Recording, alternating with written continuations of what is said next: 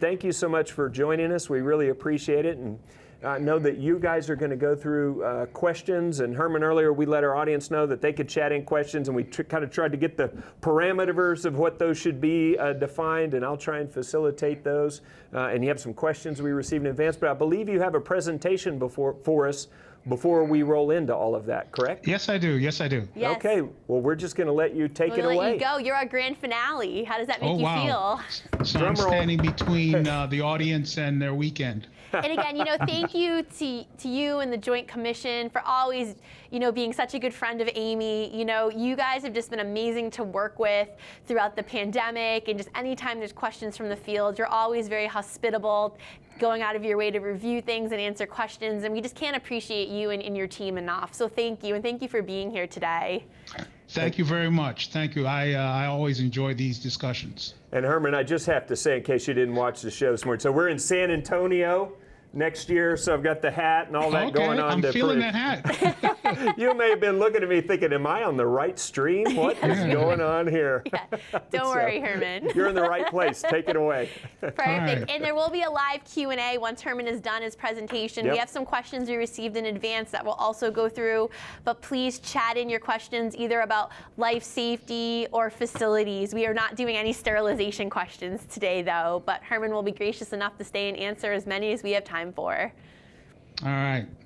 So let's kick this off. I did a presentation about a month ago for AAMI, and I thought, what can we do? So I reached out to some of the AAMI staff. What can we do that puts a little twist? Because I didn't want to just redo the same thing. So today we're going to talk about some global issues, kind of an overview of the Joint Commission and our role in accreditation. We're also going to talk about what's an AO. Now, an AO stands for an accrediting organization, and there are a few out there, the Joint Commission being one, and we're going to talk about our relationship to CMS. We're also going to talk about some areas of focus that kind of comes under that. What's a COP, a condition of participation, and how that relates to our standards and elements of performance. And then I'm going to touch on some questions that I get frequently asked, and then we'll open up for some additional questions. So who are we? The Joint Commission, who are those guys, right? I remember being operations, working in hospitals, and the Joint Commission is coming. The Joint Commission is coming. And it led to a lot of anxiety and getting ready and preparation and what do we do to get ready? Well, let me talk about the Joint Commission, our role, and what it means in healthcare. So if you receive, reimbursement from CMS for Medicare or Medicaid, and this started in 1965, you are what they call deemed. All right. Now, the CMS does not have the physical resources to go out to all deemed organizations. So they have these covenants or these agreements with what we call these AOs or accredited organizations to do some of the work for them to make sure that any organization that's deemed is providing a certain standard of care, that we just can't open up a medical facility, do whatever we want without having some type of qualities or standards. So if your organization, your organization receives reimbursement from Medicare, from CMS, from Medicare and Medicaid, you are probably deemed. Most organizations in the United States are deemed, all right? So who has deeming authority, all right? Now we define what an AO is. It's an accrediting organization, all right? Who can do these surveys on behalf of CMS? Well, your state health agency can act on behalf of CMS. They can have an agreement with CMS. There's some other accrediting organizations. I won't mention them by name. I can tell you that the Joint Commission has between 85 and 90% of the healthcare organizations that are out there. And then there are some smaller ones, not the Joint Commission, that just focus on certain programs. For instance, there is an accrediting organization that doesn't even go to hospitals. They only go to ambulatory sites, or there's some that only specialize in home care. The Joint Commission, we take care of almost everything from soup to nuts. We accredit home care organizations up to hospitals. We even do laboratory accreditation. So let's talk about TJC, or the Joint Commission. I know there was previously we were referred to as JCO, and I understand what you're talking about when you said JCO, but we've adopted TJC, or the Joint Commission, as kind of as our name or tagline. Now, in addition to deemed organizations, believe it or not, there are some organizations that do receive federal funds, but they do not depend on CMS or the Joint Commission to receive reimbursement. So it doesn't like, oh, wow, you have to pass your Joint Commission survey in order for you to receive federal funds. Some of these organizations include the Department of Defense healthcare organizations. So Army facilities, Navy facilities, Air Force facilities. In addition, the VA, the Veterans Health Administration, and the Indian Health Service. Now, believe it or not, even though they do not require the Joint Commission for them to receive federal funds, these three organizations that I did mention, they choose to pursue Joint Commission accreditation. And we do accredit the Department of Defense, Army hospitals, Naval hospitals and clinics, as well as VA and Indian Health Service health facilities. And the reason why they do that, because they want to make sure that they are providing, as we said, a standard of care, that there is it is not arbitrary, that they are meeting what the industry is requiring in terms of providing patient care. So even though these organizations, they would receive federal reimbursement regardless of Joint Commission accreditation, they believe that there is a good reason and there's a quality, kind of a gold seal of approval by getting Joint Commission accreditation. So for the most part, these organizations go through the same survey process and post-survey follow-up as you, with a few exceptions. All right. For instance, we hope that all of our surveys are smooth. There are no what we call condition level findings, right? For deemed organizations, meaning a Medicare condition level, and that we would not have to follow up with you within 45 days. So there are some of these organizations that are not deemed, that they may not have the best survey outcome. However, we don't report the results to CMS. We will still come back out to do a follow-up survey if the initial survey doesn't go well. The accreditation rules may be different. For instance, if you're a deemed organization and you don't do well on your initial triennial survey, we have what we call a Medicare deficiency survey. Well, you're not depending on CMS for Medicare reimbursement, so we won't call that for these non-deemed organizations. And then also, because they don't depend on the CMS for reimbursement, for the physical environment, you're aware that the CMS has adopted the 2012 editions of NFPA 101, which is the Life Safety Code, as well as the 2012 edition of NFPA 99, which is the Healthcare Facilities Code. So these organizations, because they are not deemed, they do not necessarily have to subscribe to the 2012 editions. Some do. As a matter of fact, the Navy does, but the Army doesn't. The Army subscribes to the 2018 edition of these publications, whereas the Navy subscribes to the 2012. In addition, the VA subscribes to the latest version. So for the Life Safety Code, the Navy subscribes to the 2021 edition of the Life Safety Code. Why am I saying this? Well, if you're new to the field, there may be a sense that, there's questions. Well, why did the Joint Commission come up with this? Why did the Joint Commission come up with that? That's a fair question. Well, the why behind that is, for the most part, the Joint Commission does not act independently. We are acting as an agent on behalf of CMS. There are some standards and elements of performance that we do put in place because we believe it's the right thing to do.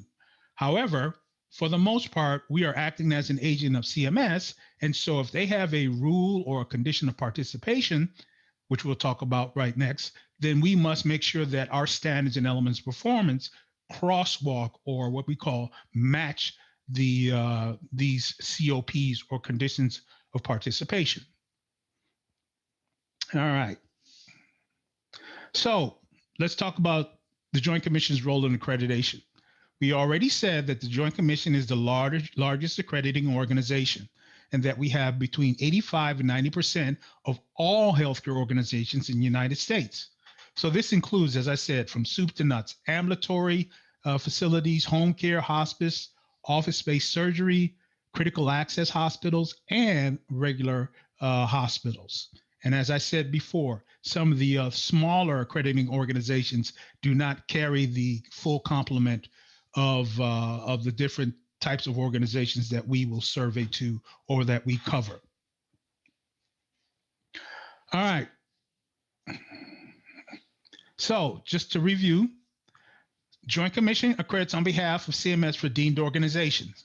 So if your organization receives reimbursement from CMS for Medicare and Medicaid, you can expect to see us, right? We must, in addition to that, I said we have an agreement with CMS. However, we must periodically apply to CMS to act on their behalf. So it's a matter of, almost, when you go to court, right, you engage a law firm or a lawyer or legal counsel to act on your behalf. Well, we periodically have to renew our agreement with CMS to act on their behalf. Our current agreement has been a 2-year agreement, and it will be expiring next year. So this year, we will be restarting that process to reapply to act on behalf of CMS. All right. So I talked about their rules. CMS, they don't have what they call standards or elements of performance, but they develop their rules they call conditions of participation. If you're going to participate with CMS and that you will receive reimbursement, you must meet these, what they call COPs. So if you use the shorthand COPs, that means conditions of participation. Now, do these COPs just cover, a certain aspect of healthcare? No, it covers all the broad spectrum of healthcare. So from the clinical side, it covers medication management. And for us in the HTM world, it covers the physical environment, right? So there's conditions of participation that are based in or sync up with the Healthcare Facilities Code. And there are conditions of participation that sync up with the Life Safety Code. Now, is the Joint Commission the only one that has to follow this? No. If you are an accrediting organization, you must make sure that your standards or your rules or anything that you survey to, that they crosswalk to CMS's COPs.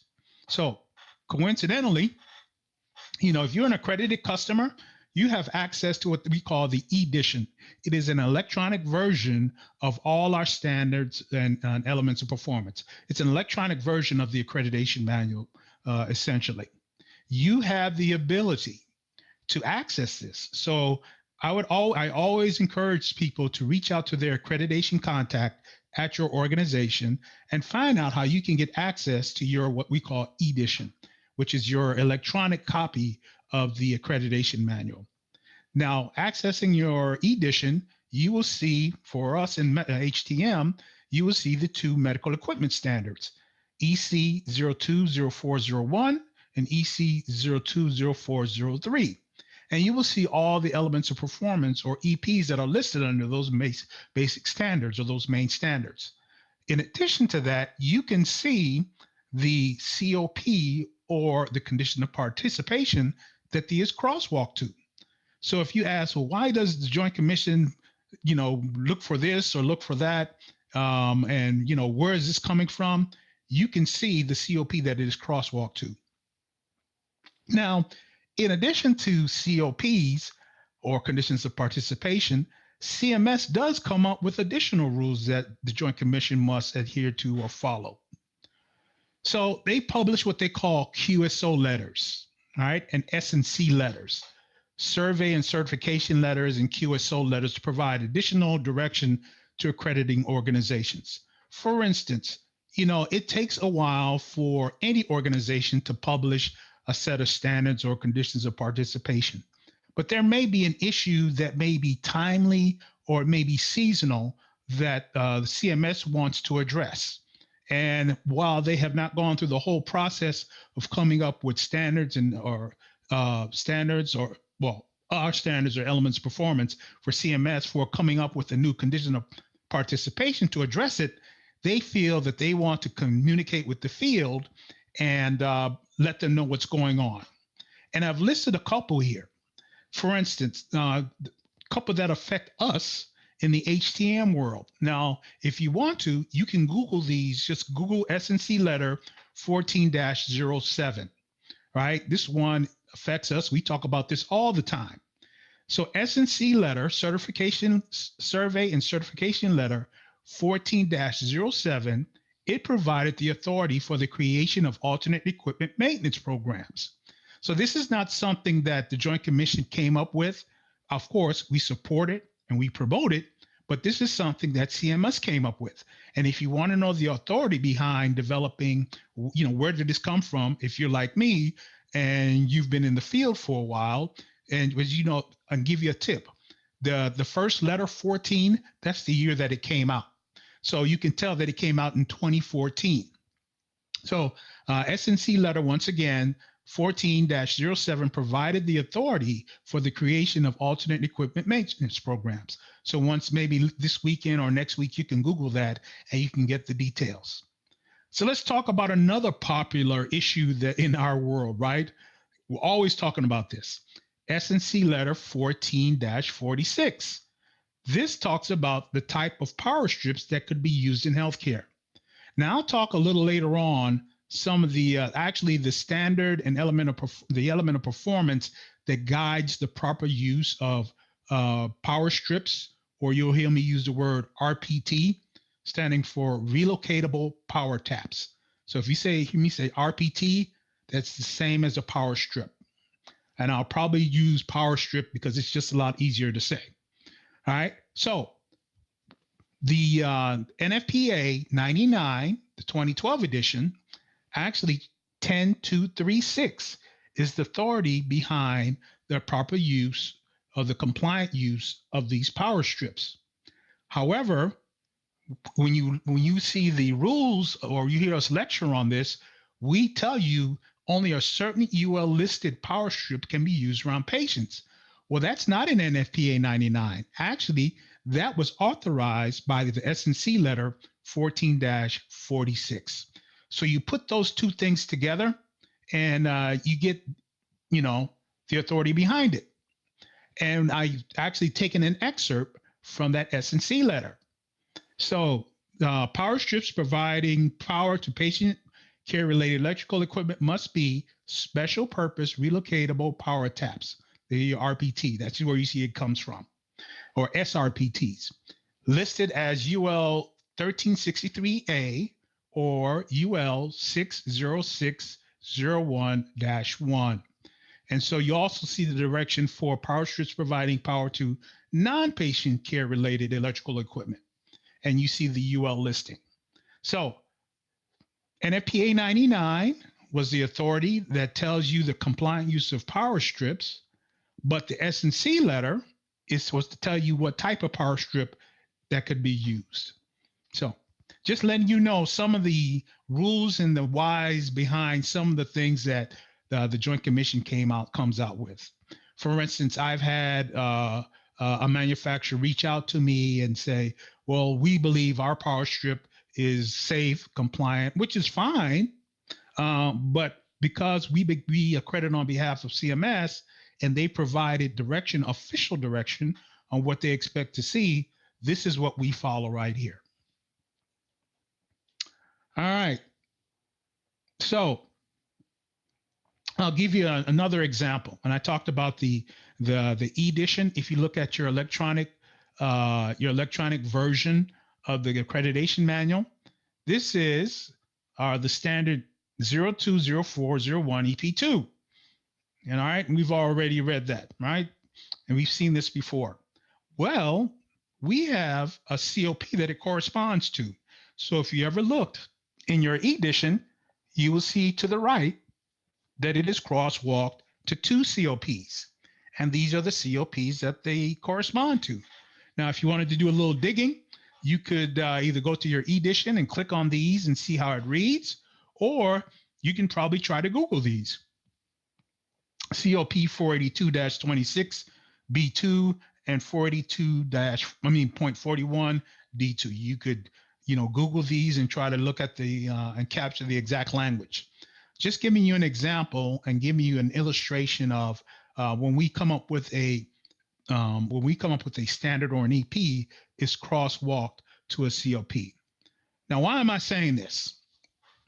Let me just take a step back in time to last year, February, March.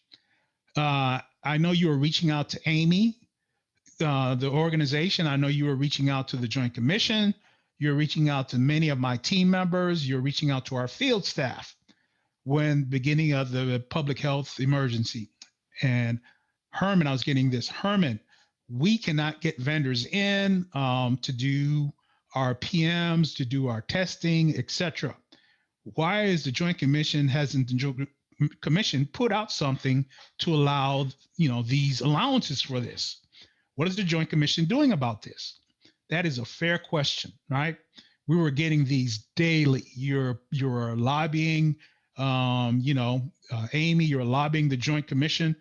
What is the Joint Commission going to do about this? Well, this is hopefully provides an explanation behind it. The requirements that we have for inspection, testing, and maintenance are crosswalked to CMS conditions of participation. The Joint Commission, because it's a condition of participation established by CMS, the Joint Commission, in and of ourselves, we cannot waive these requirements. We needed CMS to waive it. So we weren't just sitting on our hands last spring. Actually, myself and two of my colleagues that work in the field directors, Tim Markajon and Jim Kendig, we sat down and we came up with a table of inspection, testing, and maintenance items. We felt that there should be a waiver to get these things, reduced or some allowance for these inspection, testing, and maintenance items. Now, I can't say for a fact that we are the reason for the waiver, but I can say for a fact that after we put our table together, we lobbied CMS and we sent it to them. And so, we know that shortly afterwards, they did come out with their 1135 waivers that did provide some allowances for inspection, testing, and maintenance activities. But I just wanted to give you some of the behind the scenes issues that were happening and to give you the why behind. It's not for the Joint Commission in and of themselves to say, yes, you can do this, or no, you can't do that, if it is a requirement tied to a COP. All right, let's look at another EP. Now, I already kind of gave you a hint about AEMs, right? And this element of performance is crosswalked to 3 COPs, or 3 conditions at the participation. You can do that.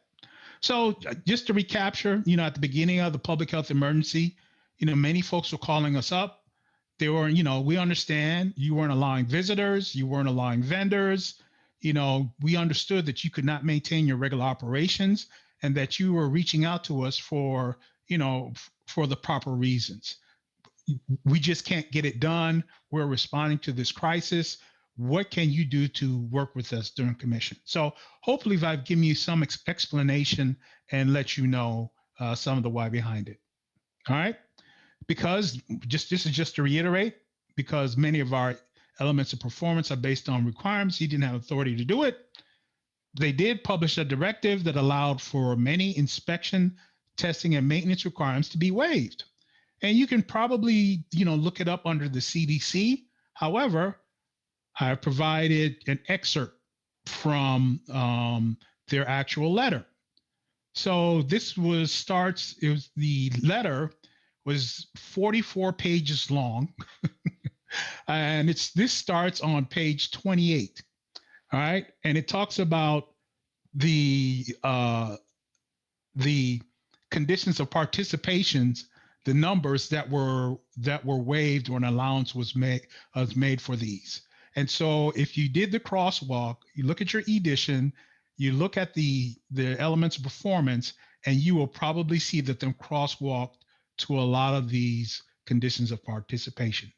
So hopefully that's some interesting information that maybe, I know this is the first time I've taken the time to go into the detail of what's behind the COPs and how it relates to our standards and elements of performance.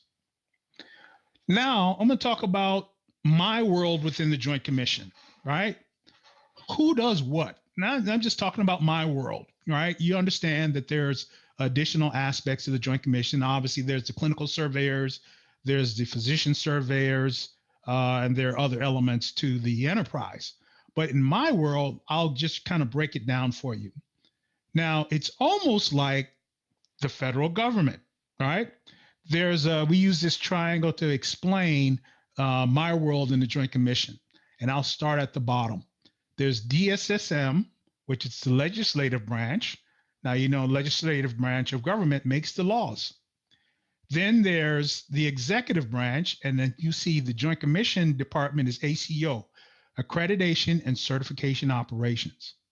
And then there's the judicial branch of government, which is SIG Engineering, which I am the director. However, I do work with the other sides of the triangle. SIG standing for Standards Interpretation Group. And the reason why I put SIG Engineering is because there is a clinical side to the Standards Interpretation Group. Many times we just use the shorthand engineering, but actually the Standards Interpretation Group is divided between clinical and then for my group, which is engineering. All right. So let's break them down. The first bottom of the triangle, DSSM, well, their role is they publish the standards and elements of performance. So if CMS came up with a new COP, their job is to make sure, do we have a standard or an element of performance that crosswalks through that COP?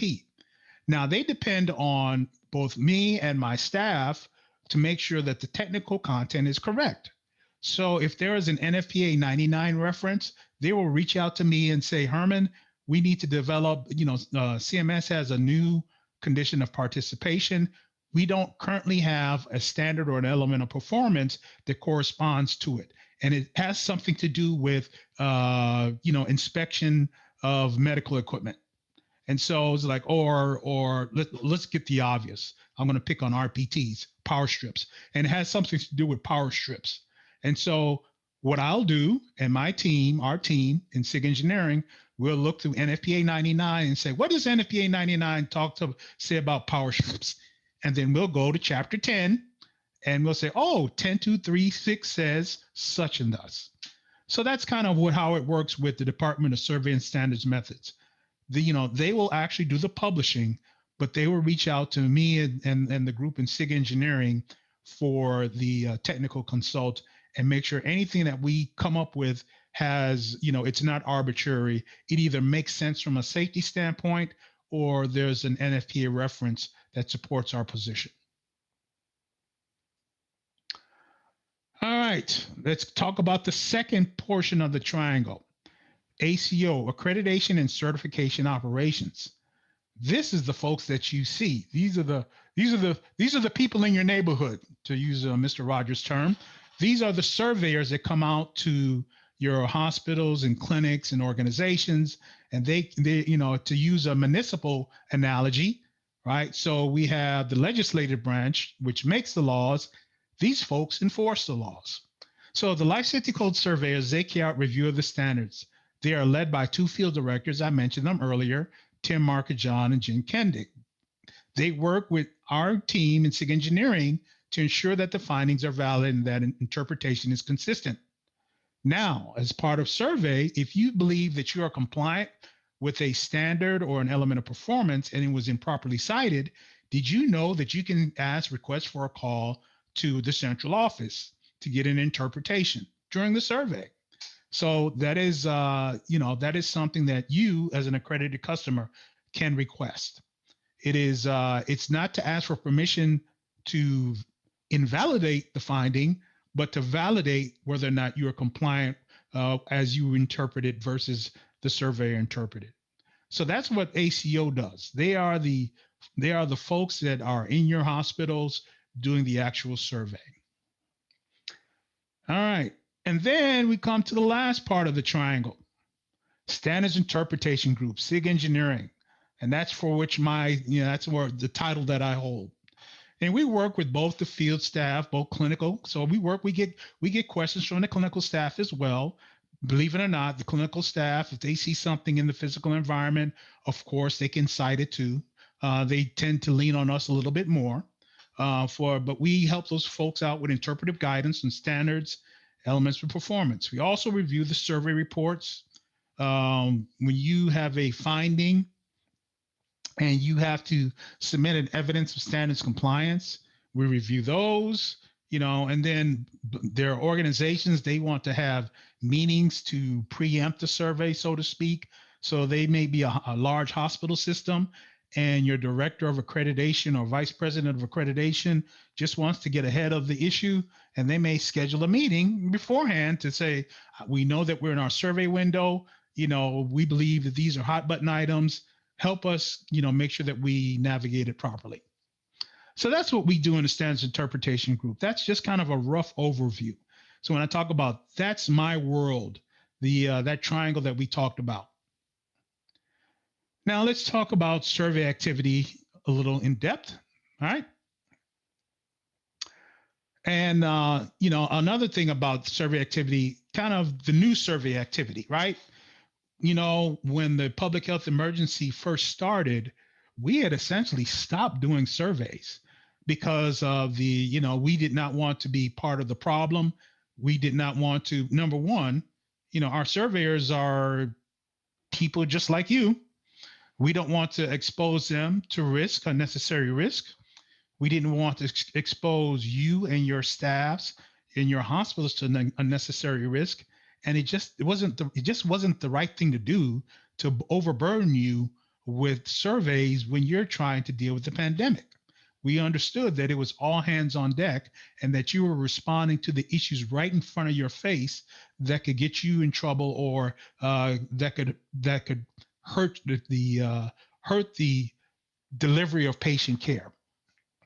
But we did, at some time last summer, we did talk about and we did start our surveys. And when we did not want to overburden you. So we were asking, hey, we know that you're in your survey window. Are you prepared for us to come back on site? And we wanted to make sure, like I said, we were not creating an undue burden for organizations. I can tell you, though, as of March 15th of this year, if you're in your survey window, we are going back to our normal unannounced surveys.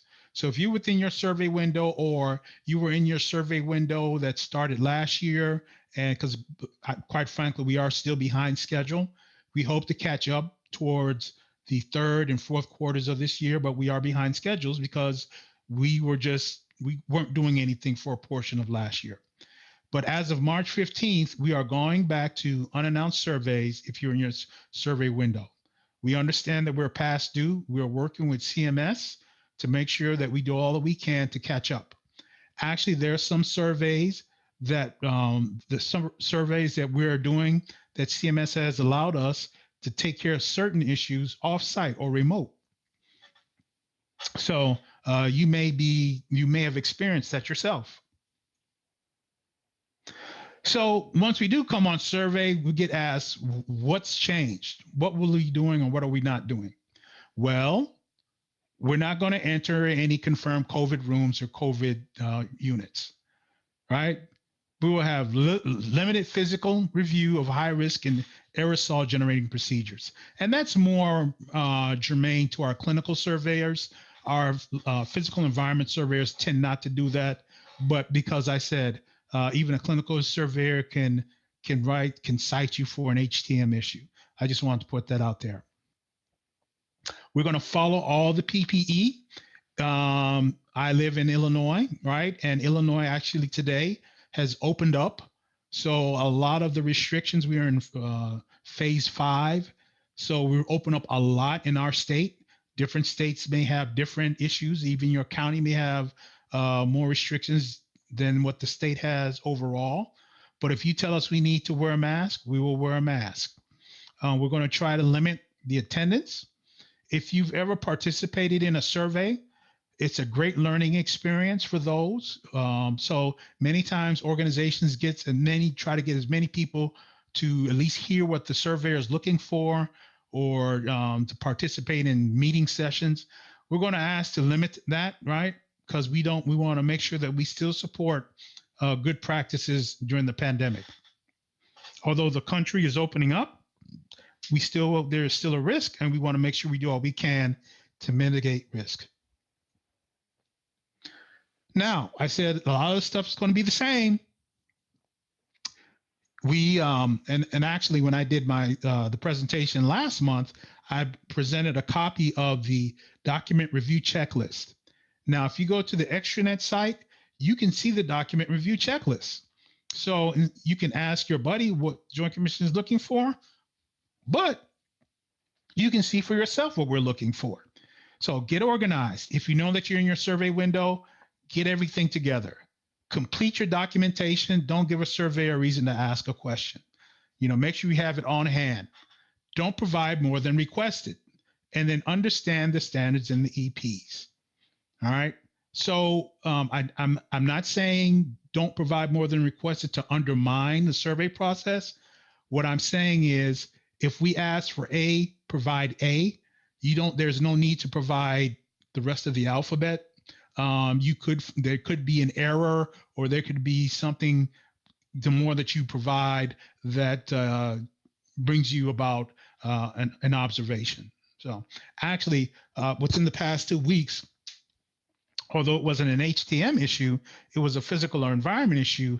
I had an unhappy customer that, as part of the survey process, they told the surveyor, hey, we have issues with such and thus.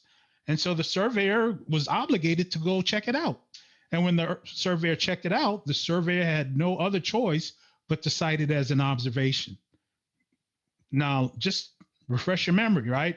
We are accrediting on behalf of CMS. And by the way, CMS does conduct what they do conduct audit surveys. So they will take a certain percentage of surveys that we've already completed, and they will go back there to see if they catch anything that we may have missed. And then also they review and they audit our survey reports. So we cannot see something and not act upon it. So like I said, I'm not trying to tell you to undermine us or the survey process, but don't provide any more than what's requested. And then get this all the time. Oh, I hear the Joint Commission is such and thus, or is looking for this, or I heard the Joint Commission requires this. Get the details in writing. Look at our standards and our elements of performance. That way you can see exactly what we require. Many times an organization or someone may say, oh, I was cited for this, or why was I cited for this and my partner hospital wasn't? And then if you do the details, you'll find out there was a difference and a valid reason why one person was cited and one person wasn't. So check out the standards and EPs. Now, as we talk about the standards and EPs and the documents, the document review is one of the first things that happens in the morning. All right. So they may do a document review between 8 and 8:30 in the morning. And a surveyor may say, oh, I asked you for the history on that ventilator. Would you please give it to me by 11:30? We're going to do a break for lunch then. Okay. That's some grace that surveyor is affording you. Please, by 11:30 or lunch break, get that documentation if it was requested by then. The surveyor may forget or may intentionally not ask you again for that document. And if you turn it in later than the timeline they established, you will be cited because you didn't provide it when you were asked to provide it. So our surveyors, they want to work with you. They will give you an IOU for documentation, but please make sure that you turn it in at the time that they say that it's due. document review checklist. This is what I talked about, right? So, it's like, what is the Joint Commission? What documents are they looking for? Well, it's right there. EC 241, EPs 2, 3, and 4. Do you have them? Hey, take a copy of this and just say, hey, I have them, yes or no. Or if you know that you have them or they need some work, this is a great tool for you to see, work on those issues. Continuing in the document review list, 243. Oh, just as a matter of review, 241 is the administrative standard. It's kind of how your medical equipment management plan program is set up. 243 talks about as the standards and EPs that talks about the execution of the program. The execution of the program. All right. I go to this a lot because this comes up. I see a typo. I went off the side pods. Actually, it's 99 2012 10236. It may be in the 18 version, but we deal with the 2012. One thing, this was moved years ago. This was in the medical equipment standards. You can see right now it says 251, which is not a medical equipment standards. It's a utility system standards because it has to do with essentially electricity. But this is something I just wanted. I'm probably going to stress this or touch on this subject because it tends to come up on every presentation. So power strips, I didn't even use RPTs. This is the authority behind the power strips, the appropriate use of power strips. All right. This is the appropriate way to use. This is the authority behind it. So invariably, once I do a presentation, I get asked a question. Well, what if I have this and what if I have that? What I strongly suggest folks to do, hold your questions and look at your situation and just match it against this. Are you meeting these issues? Is what you're describing consistent with this? All right. All right. So I even got a kind of almost a built-in test, right? Power strip pole mounted. Does this picture depict the compliant configuration? This is what you should do when you go back to your organization. Is it permanently attached to the equipment assembly? Does the sum of the ampacity come below the 75%? Is the ampacity of the flexible cord in accordance with NFPA 70? Is the electrical and mechanical integrity verified and documented? These are the questions that you should be asking yourself when you have these RPTs or these power strips. All right, keep it moving. So first thing, when people show me this or describe this scenario, because this is a common scenario, and I'm not picking on anybody. My first question, is this a movable equipment assembly? Or is this an RPT on an IV pole? I do not see an equipment assembly in this. All right. And if you did have an equipment, there's no equipment assembly. Once again, 10236 has 4 elements that you need to meet. All right. And how can you meet those 4 elements if you just have an RPT on an IV pole or RPT on a stick? But like I said, it is for a movable equipment assembly.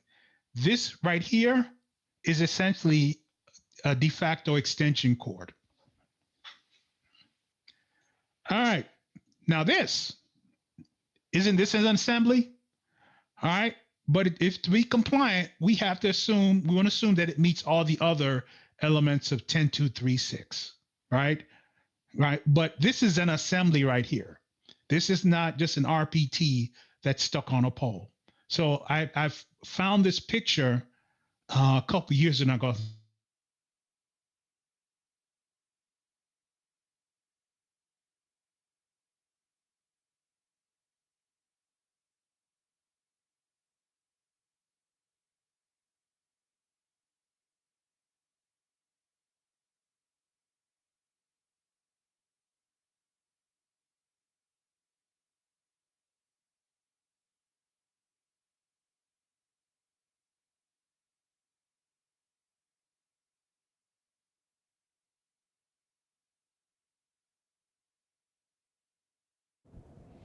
All right. Well, All right, obviously we had some gremlins. We lost Herman's live feed. We'll try and get that back. So we're getting some great comments, though. It's been people are finding this very informative, as they always do. So hopefully we'll get Herman back quickly. Just looking to see if we have some information. Have we lost him completely? Rejoining now. Perfect. All right. Fantastic. And hey, Herman, you're back. All right, we're going to turn it right back over to you then. Okay. Thank you so much. Thank you. All right. So I don't know if you missed, but this is an example of an equipment assembly. All right. Assuming that it meets all the other elements of 10236, this would be considered compliant. All right. So let me go some questions that come in. These are some common compliance questions, and we'll go to these first. Right to repair. How is the Joint Commission addressing the right to repair movement and legislation for third-party service providers? Boy, that's a big issue now. I've participated in a meeting or two. However, this is really more of a business industry issue. And at this point, it's not become one that will affect compliance. The Joint Commission has not officially taken a position on this, but we are staying abreast of the developments. So, our central office is in Oak Brook Terrace, Illinois. However, we do have a Washington, D.C. office. And in terms of legislative issues that may affect the healthcare industry, we have folks in D.C. that are monitoring and participating in any relevant discussions. At this point, that has not reached a point where, like I said, it's affecting compliance. This is really a business relationship issue between vendors and organizations. The act of repair has not been, well, from your standpoint, I can understand it's probably hindered, but it's not been stopped. It's a matter of, does the owner of the equipment, are they hamstrung in their ability to repair themselves, or a third party, or does the OEM want to just do it for themselves? So it's more of a business industry issue, and once again, it has not reached the point of being a compliance issue. Access to OEM manuals. How is TJC ensuring that all service providers have access to original equipment manufacturers' manuals to ensure appropriate maintenance is followed? Well, I don't know if the Joint Commission is responsible to make sure all service providers have manuals. What we can do is, we believe our obligation is to our accredited customers. And what we do, and then you have a role too. It may not be you as an HTM manager, but you as in representing your organization has a role. All right. So one of the things that we put as a matter of compliance, we put in an EP. We said an EC 0111 EP3 that your hospital has a library of information regarding inspection, testing, and maintenance. So what does that mean to you? How do you handle that? Well, as the HTM manager, I would go to my executive that I report to. I would go to my supply chain, and I would say, the Joint Commission has put this in place. We need to ensure that our supply chain negotiates these items when we buy any medical equipment. That is a position that I would recommend that you take. And, there's only so much that we can compel, but we're trying to make sure that we help you on the compliance side. But if you have a business, if your supply chain makes a business decision that it's cheaper not to buy it, or probably in truth, they probably just overlook it, then I would encourage you to take upon that responsibility to make sure everyone is aware of this. On-site surveys after COVID-19. How have on-site surveys changed after COVID-19 pandemic? Are there specific areas of focus that surveyors look at because of the epidemic? Well, I've kind of talked about our protocols, but let's talk about this further. All right. Our changes are primarily around ensuring that we follow your organization's infection control and PPE protocols, right? And this is kind of a restating or reinforcing of what I said earlier. We're not going to enter dedicated COVID units. So if you have a high inventory of medical equipment in dedicated COVID units, we will not be able to go there and at least look at it. We reduce the number of observers. We talked about that. There is no mandate to seek out specialized equipment or spaces due to the pandemic. However, following our tracer methodology, we might unveil some areas not usually visited. So, there's no mandate to do this, as I said, but the fact that, and I've said this before, the fact that ventilators were a big source of, patient support during the pandemic, a surveyor could say, let's look at your let's look at your ventilator maintenance logs. So make sure you can provide those. All right. Medical equipment inventories. This is kind of a common one as well. EC 020401 states the hospital maintains a written inventory of all medical equipment. Right? That's pretty cut and dry. The question is it acceptable to have an electronic copy of the inventory, or is it required that it is printed, a hard copy print? Well, you'll be pleased to know we accept all forms, right? Electronic copies of inventories or any equipment records are acceptable. The issue is just make sure that you can provide them at the time that they are requested. So if you have them that are not local, they're on, or you need to access a remote drive, and as fate would have it, you have a computer issue that the server is down. Make sure, and our survey issues you an IOU, make sure you can get that up and running, or you can recover by the time the IOU is due. All right. Now I'm liking these two questions. Survey prep from technician to manager. My journey as a health technology manager started 4 years back as a technician. Now I am 1 month into my supervisory role. How should I be prepared for Joint Commission HTM regulation and standards in practice? Well, hopefully I've touched on a lot of that already. Look at the standards. I've given you some resources. I've shared with you that if you are an accredited customer, that you do have a dedicated liaison with the Joint Commission, and they should help guide you in terms of at least access to Joint Commission materials. But let's look at what I wrote down for the answer. So, review the requirements in your accreditation manual. Start right there. You'll read it in black and white.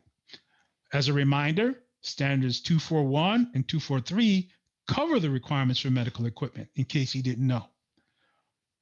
Actively participate in your environment of care or safety committee meetings. If you have something that affects the house, a housewide policy or procedure, you should be articulating that and showing them hard copies in your environment of care or safety committee. Get them to support you. Don't operate in a silo. Make sure that your customers and your stakeholders know exactly what you're doing. Also, participate. If you have a local HTM society, participate in it. One person's problem is probably other people's problem, and I guarantee you someone has probably figured a workaround or have addressed it in the past. Trust me, especially since you've already conveyed your new manager. A lot of us have dealt with similar issues, or we can give you some guidance. So, networking, adult learning is interactive. So the more HCM managers that you rub shoulders with, the more they can learn from you and the more that you can learn from them. And then also, wow, this is an educational program right here. So participate in AAMI by becoming or maintaining your membership to take advantage of education and development programs. So, the Joint Commission is definitely a partner with AAMI, and I want to promote that. And then I have this one right here. Advice for those entering the field. It's kind of closely related. All right. What advice do you have for new technicians just starting in the field? That is a very great question. I could sit back with a cup of coffee and just have a discussion with this person about this. All right, but I'll give you the shorthand. I guess number one, all right. I've been in healthcare. Whoa, I started in 1988. So I've been in healthcare for over 31 years, coming up on 31 years. I started in August. All right. Things have changed so much. I think about the OEMs that have come and gone, that have combined, that have bought each other. True story. I had an ultrasound. I had an abdominal ultrasound. What was it, last month? They brought the ultrasound to the room. I thought it was a computer on wheels. It was like, oh my goodness, this is not the monster that I've used to seeing when I first started. It blew my mind. So commit to lifelong learning. Commit to that. If you are not always learning, number one, keep learning is going to keep you excited about the field. All right. You're going to learn something new every day. You're going to feel that sense of professional pride for, developing your skill sets. Also, healthcare is not what it used to be 30 years ago, not even 5 years ago. So be open-minded and embrace the ambiguity. If you're going to make this your career choice, right?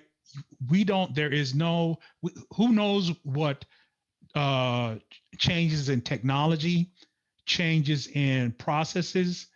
Wow, the past year and a half with COVID, have we had not changed? So be open-minded and embrace ambiguity. And then third, we've gotten to this field, many of us, because we are very task-oriented. I have met some of the most intelligent people in the HCM field, and they're task-oriented. However, even the most technically savvy people need to have strong communication skills. It is not just about fixing the equipment. You will need to also fix your customers, right? Meaning you'll need to meet them where they are. All right, meet them where they are, with their understanding of what's going on with their equipment, what the systems that they're dealing with. You will be the smartest person in the room many times when you're dealing with your customers, when it comes to what's going on with the device or systems that you're dealing with. So meet them where they are, be respectful of what they know or may not know. And, it will come across. Be detail oriented. All right. Don't look for shortcuts. And then lastly, this is just kind of overall, your success will depend on your attitude and effort. What you know now about a medical device or certain medical devices and systems will not be the same 3, 5, 10 years from now. And so your attitude and effort on what you learn, how you interact with people, and your customer service skills, trust me, your success will depend on these things. All right. So I could go on for hours about this. So I try to provide that. We want you to be smart, but we want you to be smart to the extent that it moves your department goals or your organization's goals forward. And with that, I think those are my slides.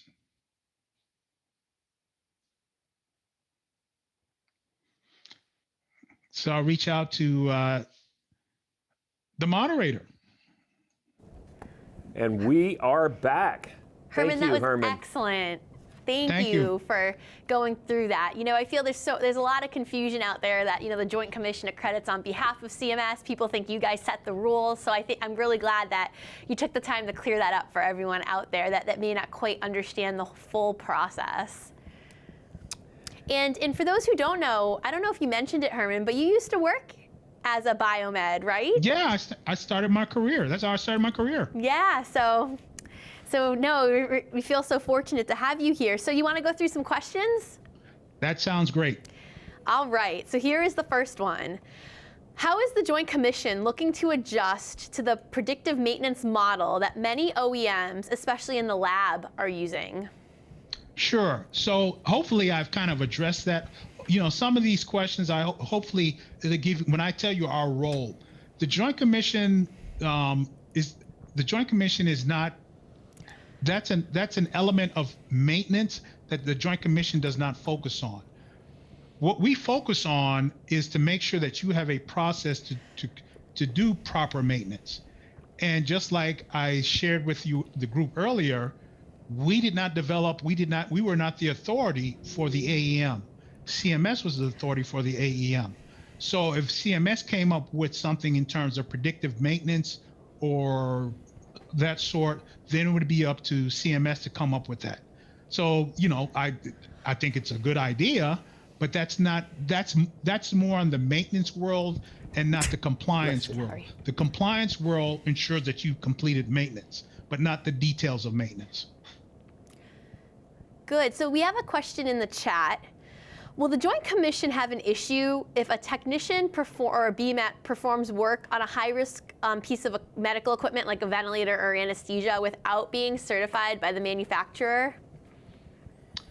The Joint Commission does not get into manufacturer certifications for medical equipment.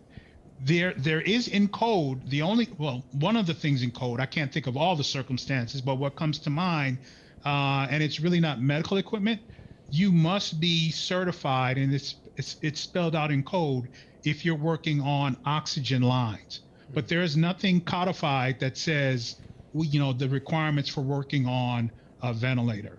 Now, your organization should make sure that you are competent to work on that ventilator, either through formal training, on-the-job training, or experience.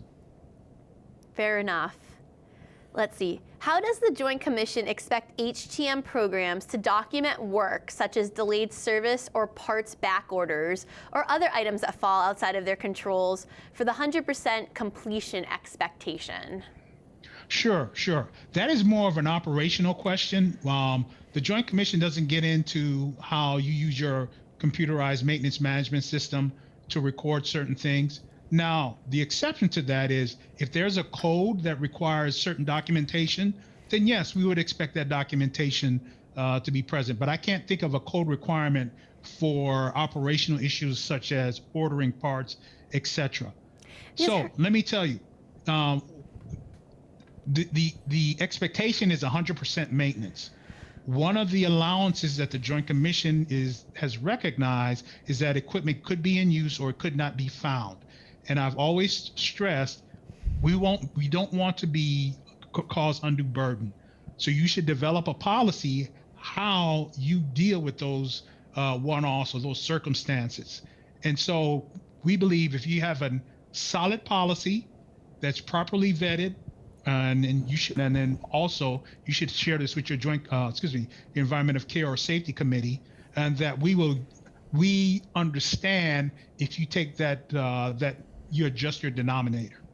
And that's a great segue, Herman, because the Technology Management Council, a group that was focused on standardization, actually just put out a guidance document around this. So you can check that out. It's in the AAMI store, because the Joint Commission doesn't really get into writing departmental policy at that level, right, Herman?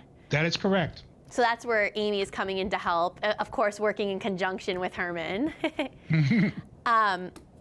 So how does the Joint Commission plan to expand the current IT elements of performance to include specific requirements for cybersecurity of medical devices or the Internet of Things?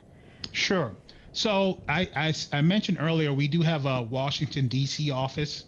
And I've been in communication with our Washington, D.C. office because they've reached out to me. And there's several of us that have been looking at that issue. This is the issue with cybersecurity. There are so many portals for a cybersecurity attack. We've seen in the news that gas processing or the oil pipeline area in which there was a cyber attack. So HTM equipment is not the only portal for a potential cybersecurity attack. We've also heard within the past year someone infiltrated security cameras at a hospital. I'm saying this to say the Joint Commission currently has an element of performance that requires hospitals to develop a way to provide provide security, but it is not focused on HTM, because you'd have to have a set of standards for HTM. You'd have to have it for building automation systems. You'd have to have it for medical records. You'd have to have it for all these other portals, where we just have one to make sure that your organization has a process to ensure cybersecurity. That makes sense. Let's see. What preview can you provide to upcoming changes in the life safety and facility management sections of the Joint Commission manual?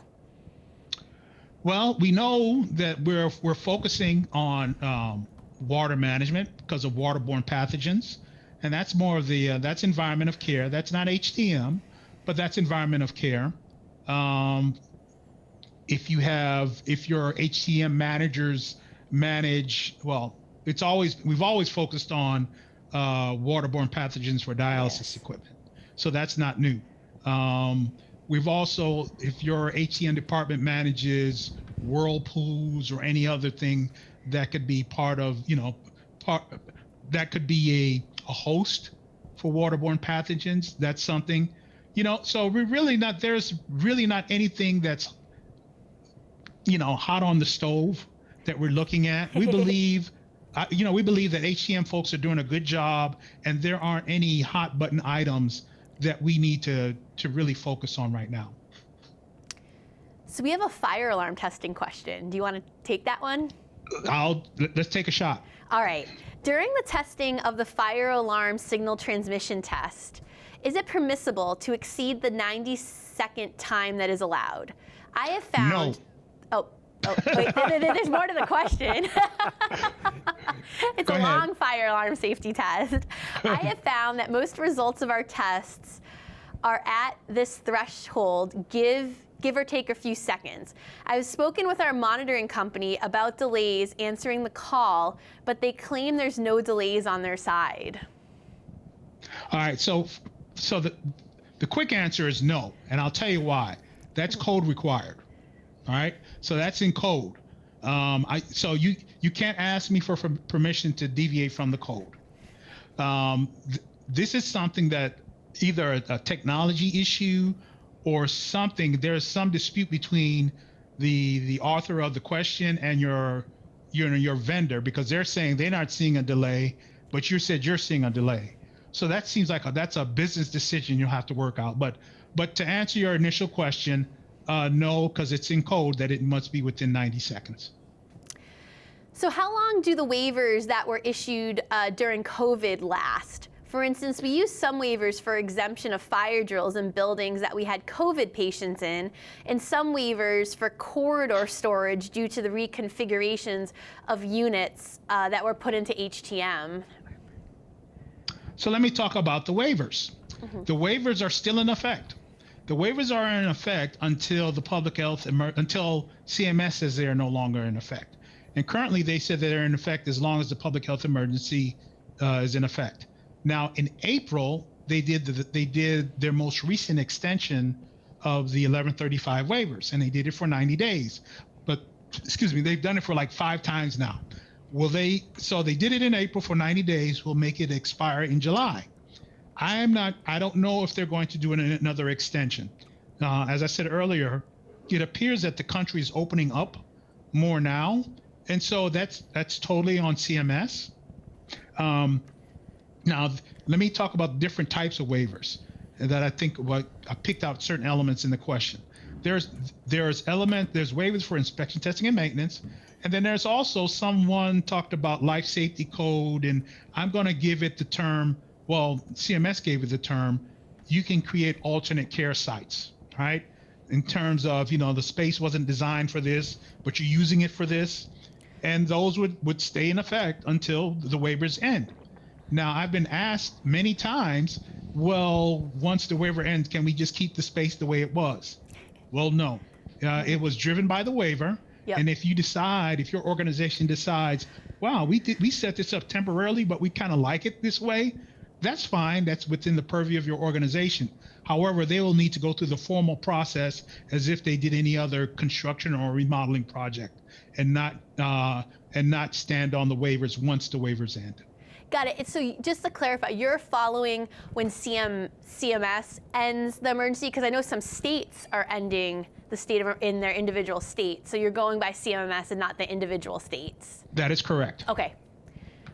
Perfect. Danielle, just a heads up, we do have lots of questions in the chat, so I'll Let's let go you for keep it. working. Do you want to do some of them now? We can work through the kind ones of that were work them submitted in. ahead? Why don't you ask yours? Okay, all right. You haven't spoken in a while, so. No, I was dozing off after all the lunch today. So if we're in the, and I've got several, so we'll roll through some of these. A couple of them have gotten upvoted several times, but I'm going to kind of work my way up here. So if we're in the middle of a transition to a new database during the survey, would the same level of documentation be expected? Yes. Right, changing systems does not get you out of that.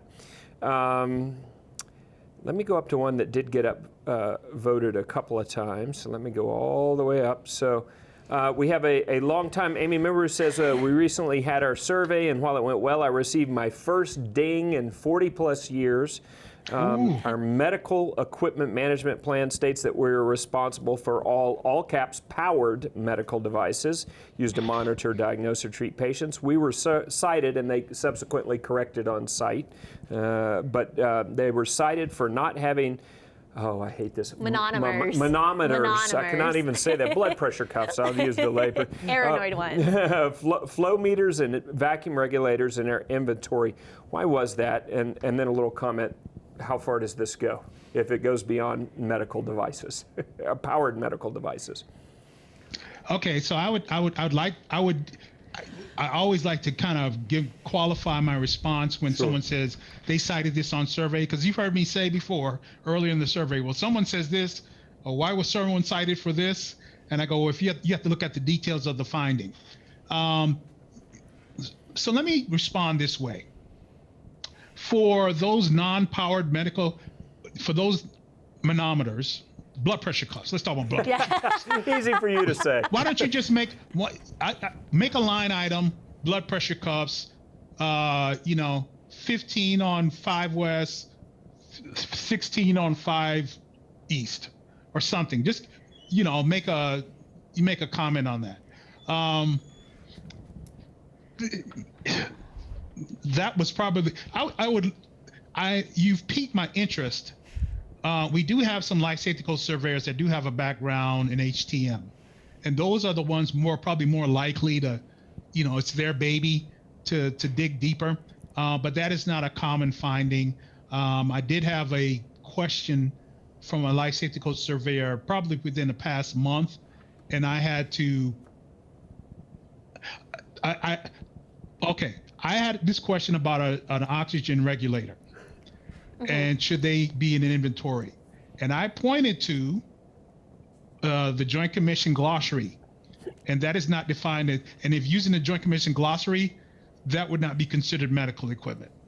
So when I told you look at your edition, look at the edition and look at the glossary. The more you know, the more you can respond to something that you feel is done in error. Got it. It's a great answer. Got it. So a couple more here. You want me to keep peeling some of these off? Does the Joint Commission currently have standards, I believe, either established policy, EP? How do you guys use that term? Standards Elements or of performance. Elements of performance. Thank you. You proud, Herman? For cybersecurity for HTM. We talked about that. No, we don't have any HTM focused cybersecurity standards. It's in our information management chapter. Right. Well, and that's actually a good segue into the next question, which is HTM is affected by more than the Joint Commission's EC standards. Would you recommend that HTM professionals familiarize themselves with the other standards, for instance, IM, HR, et cetera? Any HR that we don't, there's not a whole lot in deep, but yeah, environment of care. Well, environment of care. Okay, so environment of care, the HTM standards fall under the environment of care. but you should be aware of some of the other environment of care standards. You probably, it doesn't hurt to be to know about some of the utility standards, because HCM professionals get pulled into stuff about, emergency testing of emergency generators. So yeah, that's a good idea. I am, besides what your organization is doing for cybersecurity, not a whole lot. So I'm just looking to make sure I didn't get any follow-up on that other one. But I like how you're thinking. I really like how you're thinking. You're thinking globally. Right. Well, and so this is a fairly long statement/question, and kind of related, but let's do it and see if there's anything new that needs to be sussed out of this. And this is like paragraph, so This just is let me put on my radio voice, Herman, while I read you this. Just didn't want you to start book. answering it when there's like 2 paragraphs still left. And Brian, I'm just teasing you. It's a great question. So, networked equipment such as medical software application servers represent a growing portion of the many health technology portfolios. Often these systems are a medley of many different manufacturers and systems. Comprehensive preventative maintenance plans, including operating system and software patching, server hardware preventative maintenance, etc., is not usually mandated by the OEMs responsible for these different components. Would creating a standard preventative maintenance plan addressing cybersecurity for these systems out of the box represent an alternative equipment maintenance program? So I guess in the case where it's not otherwise provided and you're creating your own. So let me pause there. Would creating such a plan for this mishmash of technologies and servers and et cetera qualify as a alternative equipment maintenance program in the absence of an OEM program? I'm going to say no, as I think I understand it. And so I'm going to create a theoretical example. I think infusion pumps. I'm sorry, I haven't been in the field for a few years, but I know we even have infusion pumps on the network, correct? Yes. Yep. Okay. So infusion pumps. I would say almost you all have a infusion discrete... pumps are connected at this point. Okay. So you have infusion pumps. What else? Another. EKG carts. Okay. The EKG manufacturer has instructions for maintenance for the EKG cart. The infusion pump manufacturer has instructions for the infusion pump. You've put it on a network and you've created something that could talk all these devices can talk to the medical record. Great. If you're asking me the software configuration or the hardware or whatever ancillary support that you've used to make all these talk to the medical record, is that an AEM? I'm going to say no. The AEM would be if you did something with the EKG cart that deviates from the manufacturer or the infusion pump that deviates from the manufacturer. So it's about the device, not the network. Yes. Okay. A couple more came in here. Equipment considered surgical instruments such as laparoscopes. Am I saying that one right? Laparoscopes. Oh, laparoscopes. So I know what a laparoscope is. I didn't know that's how it was spelled. Should they be listed in the medical equipment inventory? Yeah, you should. Yes. Okay. So that's all the ones I've seen. I'm going to keep scrolling. Well, I have an RPT question. Your finance department is wants you to take care of them, wants you to list them. So we have an RPT question. That's always our favorite topic when we do these. Yeah. So regarding relocatable power taps, is it a requirement that they must be permanently mounted to a medical device system? Or are the RPTs that are manufactured and designed to be mobile with casters or that permanently mount to an IV pole acceptable for use as long as they meet the UL 1363A or UL 60601-1 requirements? I think you touched upon this a bit.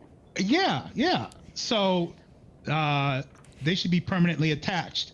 The 10236, the NFPA reference, I think even explicitly calls out for it should be permanently attached.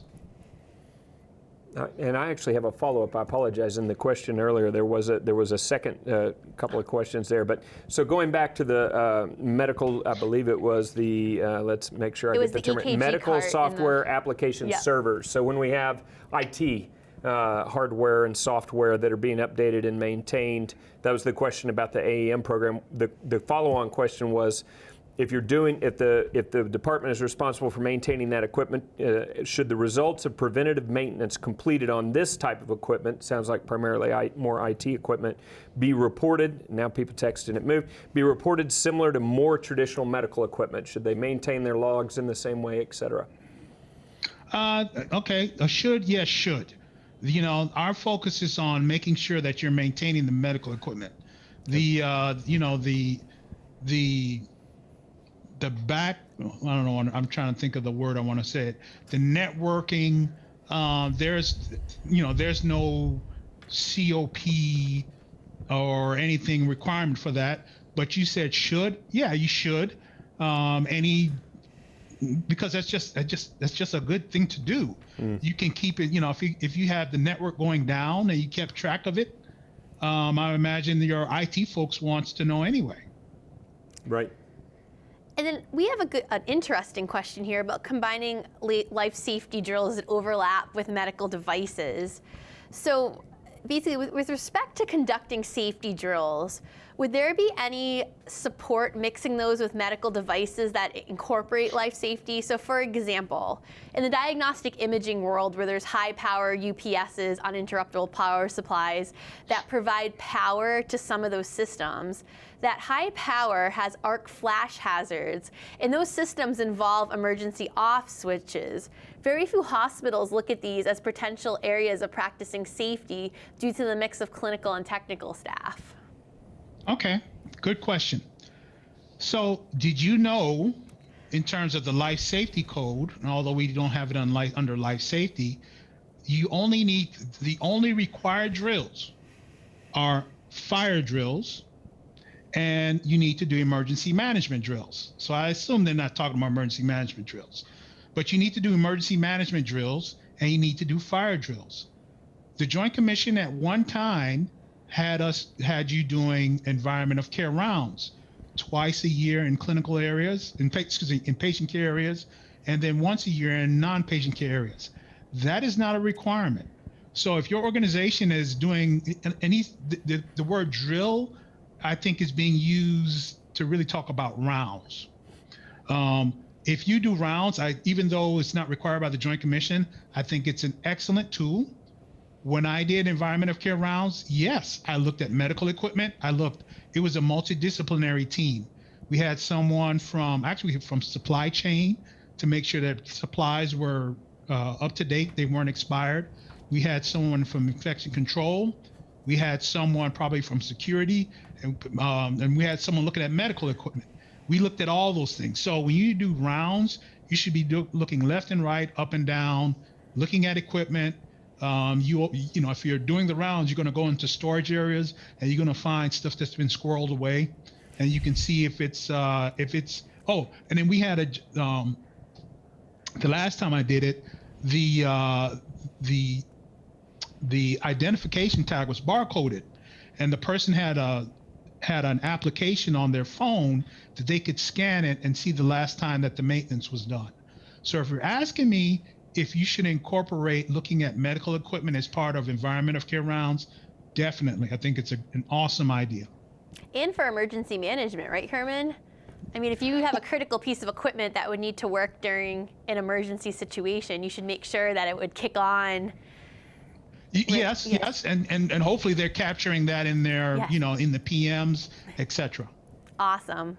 So I have two more questions on alternative equipment maintenance. Should I throw those out now? All right. If you're always a hot topic. If you're doing more than the OEM requirement, is that an AAM, or is it only when you are doing less? I guess technically, if you're doing more, then it's alternate. And I don't know if it's ever been defined doing less.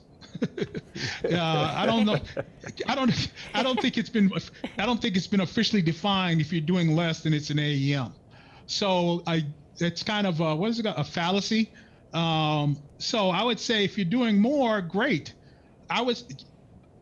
If you're doing more, great. Because if you look at our EPs, it has some, okay, if you're doing an AEM, you need to identify the equipment that's on your inventory that you're doing an AEM. And if you're doing more, just do more. You don't, without having to identify it on your inventory, et cetera, and all those other things. So this is also sort of a fundamental question about AEM. So, and the question was, can you dive more into this in terms of what is acceptable and what is not? For example, I have heard you cannot deviate from OEM maintenance activities, so the what, but only the frequency of executing those requirements, the when. No, that's not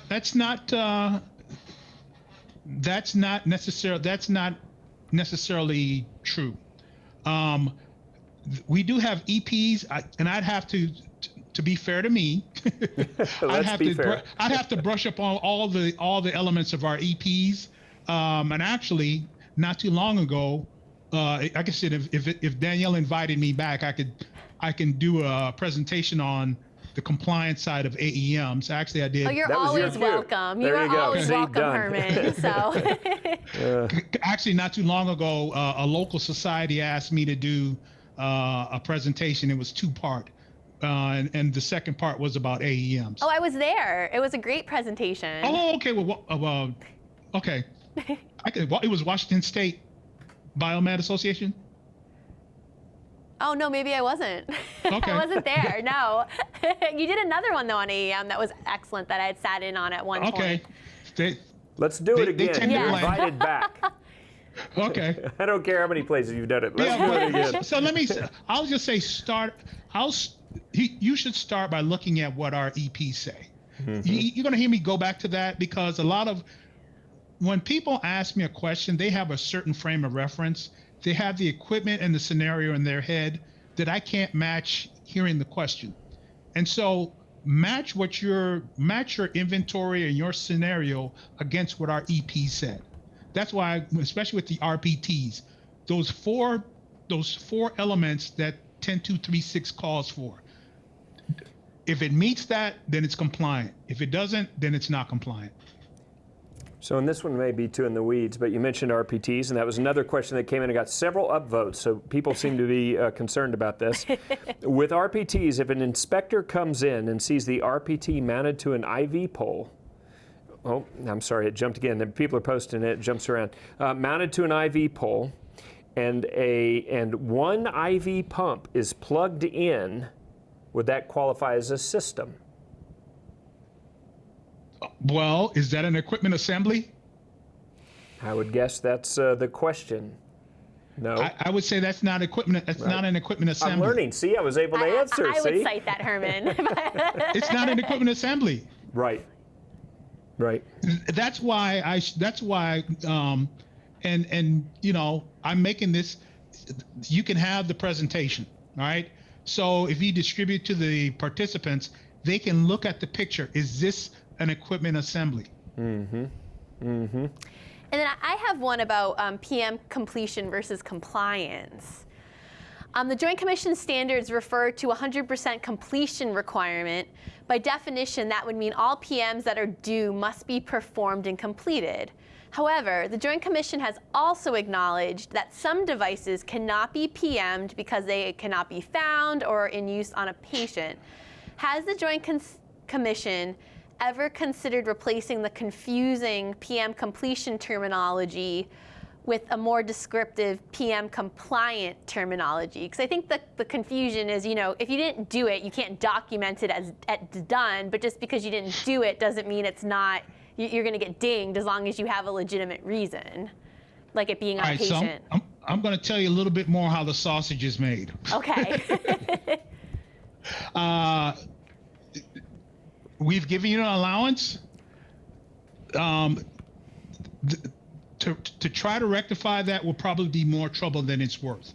If you realize, your understanding is that we will give you an allowance that when equipment is in use, that you will not be penalized for it, sometimes that's great. So let me tell you a little bit more how the sausage is made and some backstory. Let's talk about 100% completion first. Danielle can attest to this on many occasions, even with Danielle, before Danielle, after Danielle.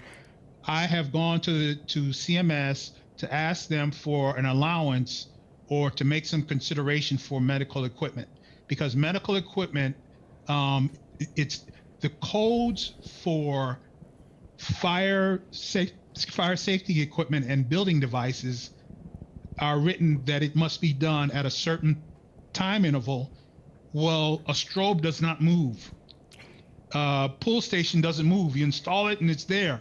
You installed it January 5th. January 5th of next year, you know where it's going to be, where you installed it. An infusion pump is different. An EKG is different.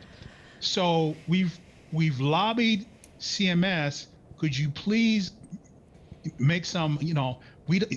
The PM schedule comes out for a month, right? So you do 50 infusion pumps in the month of January.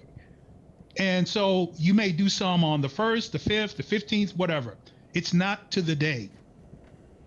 So can you give us some allowance with that?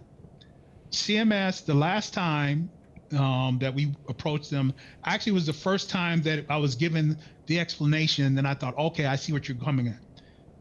They said, Herman, CMS does not have a time interval. Because we don't have a time interval, we have to go by either what the code says or what the manufacturer says. If it's a CMS time interval, then it's obviously arbitrary. What would it be based on? Right? So we can only go by what the code says. If the code says something needs to be surveyed, inspected annually, and they define annually as, a year plus minus whatever, or weekly plus minus or whatever, then that's what we go off of. Or if the manufacturer says, it should be done annually plus, or between 11 and 13 months, then that's what we can go on. Anything else would be arbitrary. And I thought, okay, I see what you're getting at. So we've done that. So that's a little bit of the backstory. I'm not sure if you all knew. Another issue, whenever we change all of our standards and elements of performance, they get reviewed by CMS. So I went through this recently for another issue. We sent it. We wanted to change the verbiage. We changed the verbiage. The blowback that I got, it's just like I had to hide under my desk. All right. All right. For us to change, would say, okay, instead of completion, it has to be compliant. And then CMS should look at, okay, in our AEM, when we put out our S&C letters, what did we use? We put completion. We didn't put compliant. All right. They'll say, and then so it'd either be no, or it would invite other questions. Joint Commission, what are you trying to do? All right. They've already put out guidance. Certain things need to be 100% completion rate.